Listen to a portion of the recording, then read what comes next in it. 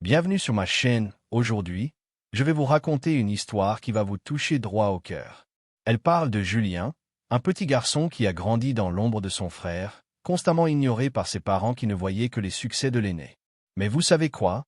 Parfois, ceux qu'on néglige deviennent les héros de leur propre histoire. Installez-vous confortablement, prenez vos mouchoirs, vous allez en avoir besoin, et laissez-moi vous emmener dans ce voyage émotionnel extraordinaire. Si c'est votre première fois ici, n'hésitez pas à vous abonner et à activer la cloche pour ne rater aucune de mes histoires. Allez, c'est parti. Dans une modeste maison de banlieue vivaient les Dubois, Paul et Marie, avec leurs deux fils, Alexandre et Julien. Alexandre, l'aîné de 12 ans, était brillant à l'école, doué au piano et champion de tennis dans son club.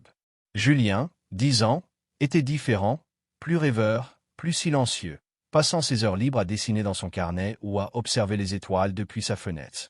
« Regarde, Alexandre, encore une médaille !» s'exclamait Paul en brandissant le trophée de tennis de son fils aîné. « Tu nous rends si fiers, mon champion !» Marie embrassait Alexandre sur le front. « Mon petit génie, tes notes sont exceptionnelles encore ce trimestre. » Julien, assis dans son coin avec ses crayons, levait timidement la main. « Papa, maman, j'ai fini mon dessin de... »« Pas maintenant, Julien !» coupait Marie sans même regarder. « Tu vois bien qu'on félicite ton frère. Toi, va plutôt réviser tes mathématiques, tes notes sont encore décevantes. » Le cœur de Julien se serrait, mais il ne disait rien. Il remontait dans sa chambre, regardait les étoiles et se promettait qu'un jour, lui aussi, il brillerait. Les années passaient, et l'écart se creusait. Pour les 15 ans d'Alexandre, les parents organisaient une grande fête. Julien, qui venait d'avoir 13 ans quelques mois plus tôt, n'avait eu droit qu'à un gâteau acheté à la dernière minute. Alexandre va intégrer la meilleure école de commerce, annonçait fièrement Paul à tous les voisins. C'est notre fierté, notre réussite.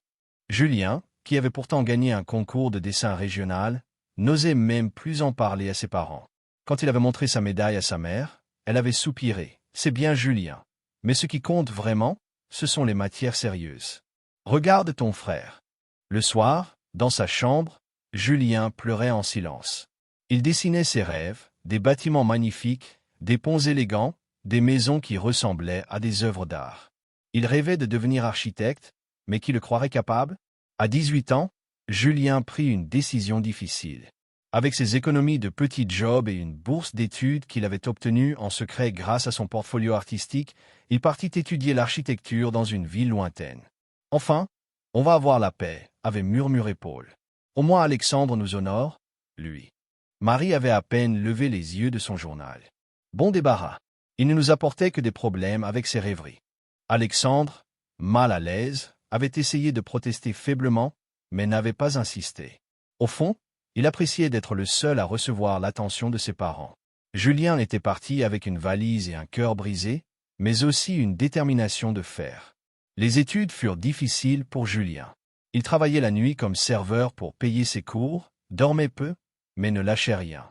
Son talent naturel et sa persévérance impressionnaient ses professeurs. « Vous avez un don exceptionnel, Julien », lui disait son professeur principal. « Vos créations ont une âme, une sensibilité unique. » Pendant ce temps, Alexandre, malgré tous les privilèges reçus, multipliait les échecs. L'école de commerce, puis plusieurs emplois perdus par manque de motivation. Il vivait encore chez ses parents à 25 ans, dépendant entièrement d'eux. Paul et Marie, qui avaient mis tous leurs espoirs en Alexandre, voyaient leurs économies fondre. La maison nécessitait des réparations qu'ils ne pouvaient plus se permettre.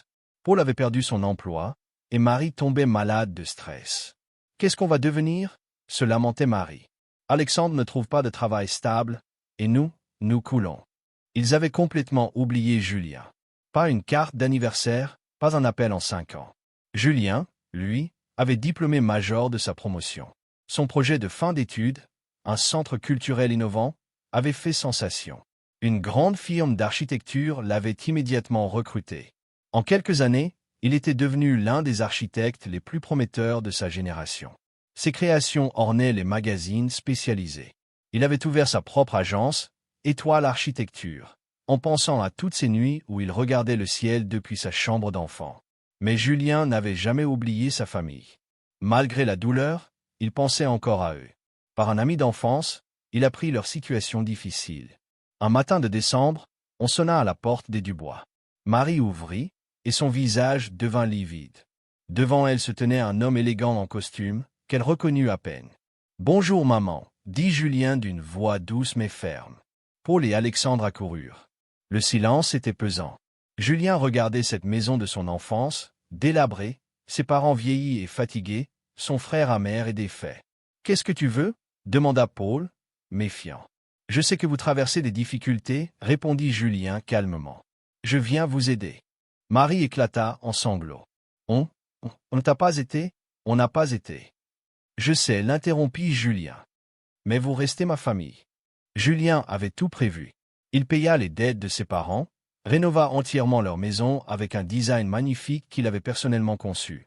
Il trouva un emploi stable à Alexandre dans une entreprise partenaire et s'assura que ses parents aient une retraite digne. Mais surtout, il leur montra qui il était devenu. Les magazines de ses succès, les photos de ses créations admirées dans le monde entier, les prix qu'il avait reçus. Paul et Marie pleuraient de honte et de regret. « Pardonne-nous, supplia Marie. On a été aveugles. On a nourri la mauvaise étoile et on a laissé briller la vraie dans l'ombre. Tu es notre fierté, ajouta Paul, la voix brisée. Tu l'as toujours été, mais on était trop stupide pour le voir. Alexandre, lui aussi les larmes aux yeux, serra son frère dans ses bras. Tu es plus fort que nous tous. Je suis désolé de ne pas t'avoir défendu. Aujourd'hui, dans le salon rénové de la maison familiale, trône une vitrine remplie des récompenses de Julien. Mais le plus beau trophée, c'est la photo de famille prise le jour de l'inauguration de son dernier projet, un centre d'aide aux familles en difficulté. Pour tous les enfants qui regardent les étoiles en se demandant s'ils brilleront un jour, avait-il dit lors de l'inauguration. Car Julien avait appris que parfois, les étoiles les plus brillantes sont celles qui ont grandi dans l'obscurité. Et que l'amour véritable, c'est celui qui donne sans attendre de retour, même à ceux qui ne l'ont pas mérité.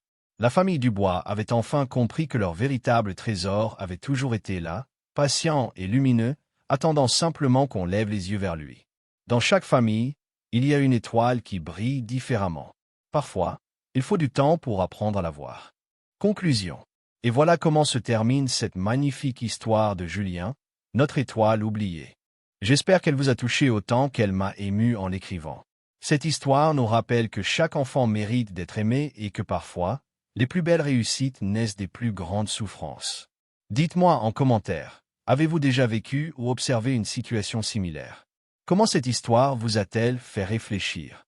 Si cette vidéo vous a plu, n'oubliez pas de liker, de vous abonner si ce n'est pas encore fait, et de partager cette histoire avec vos proches, elle mérite d'être entendue. Et souvenez-vous, regardez autour de vous, il y a peut-être une étoile qui attend juste qu'on la remarque. À très bientôt pour une nouvelle histoire, et prenez soin de vous.